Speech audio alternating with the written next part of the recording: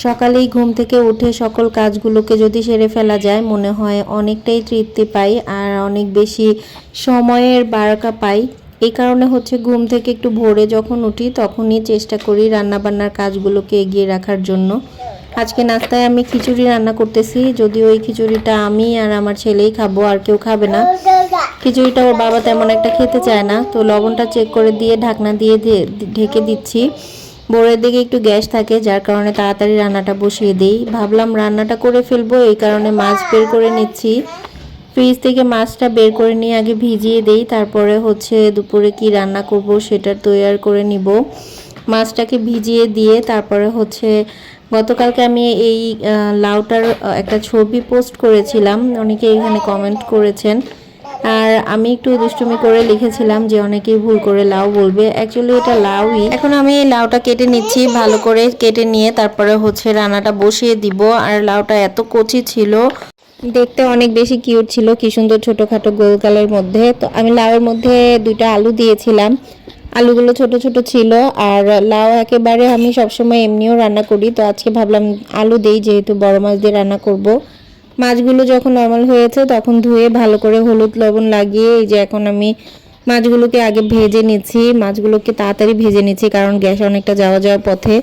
আর এদিক দিয়ে হচ্ছে নামানোর আগে আমি যে মশলাটা দিই সেটাও রেডি করে নিছি। এদিক দিয়ে হচ্ছে আমি লাউয়ের তরকারিতে একেবারে অল্প পরিমাণে হলুদ লবণ মশলা কম দিই, সাদা সাদা করে রান্না করার চেষ্টা করি। তো আমি বড় একটা কড়াই নিয়েছি, এর মধ্যে মশলাটা কষিয়ে লাউটা বসিয়ে দিলাম। তারপরে মনে হলো যে খিচুড়ির জন্য একটু ডিম ভাজা প্রয়োজন, তাই আমি এখানে একটু বেশি পরিমাণে পেঁয়াজ নিয়েছি। পেঁয়াজগুলো ভালো করে লবণ দিয়ে আগে মেখে নিচ্ছি, মেখে তারপরে পেঁয়াজ থেকে যে রসটা বের হয় তারপরে আমি হচ্ছে ডিমটা দিই। ডিমটা দিয়ে আবার পরে চামচ দিয়ে ফেটিয়ে নিই বেশি বেশি করে। কিন্তু প্রথমে হচ্ছে আমি হাত দিয়ে পেঁয়াজটা ভালো করে কষলে নিই, তাহলে পেঁয়াজ থেকে যে রসটা বের হয় ডিমটা খেতে ভালো লাগে।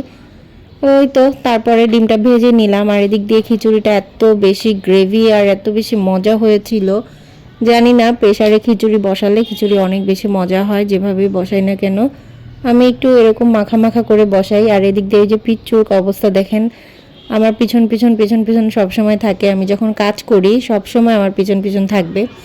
মাঝে মাঝে এসে লাউটাও নেড়ে দিয়ে যাচ্ছিলাম। লাউ কিন্তু রান্না করার সময় একটু বড় করে কাটলে লাউয়ের স্বাদটা পাওয়া যায়, যেহেতু লাউ খুব নরম একটা সবজি। লাউ রান্নাটা হয়ে গেছে প্রায়ই, আমি এখন হচ্ছে মাছ দিয়ে দিচ্ছি। আর লাউগুলো সেদ্ধ হয়ে গেছে। নামানোর আগ মুহূর্তে আমি একটা মশলা করে রাখি, সেই মশলাটা দিয়ে দিব।